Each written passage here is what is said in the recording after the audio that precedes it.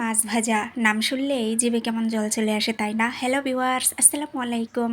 সবাই কেমন আছেন? আশা করি সবাই ভালো আছেন। বাঙালি জীবনের সাথে ওতপ্রোতভাবে জড়িয়ে আছে মাছ ভাজা। বাঙালির পাতে মাছ ভাজা না থাকলে যেন খাবারের পূর্ণতা আসে না। তার স্বাদের ধুলায় মন মাতাল হয়।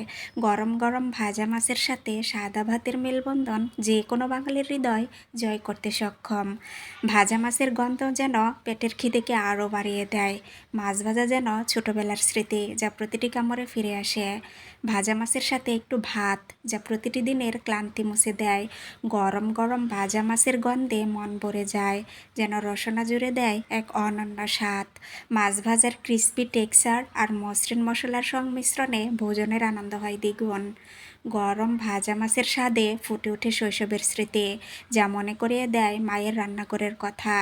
ভাজা মাছ একটি প্রচলিত খাবার, যা বাংলাদেশ এবং পশ্চিমবঙ্গ, ত্রিপুরা ও উড়িষ্যা, আসাম রাজ্যে ব্যাপকভাবে জনপ্রিয় খাবার।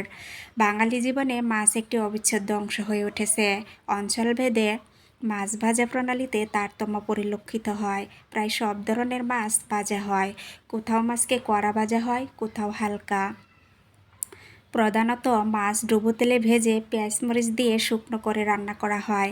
মাছ ভাজা ভাতের সঙ্গে খাওয়া হয়, তাই সবাই তৃপ্তি নিয়ে মাছ ভাজা খান আর স্বাদ নিন ভালোবাসার।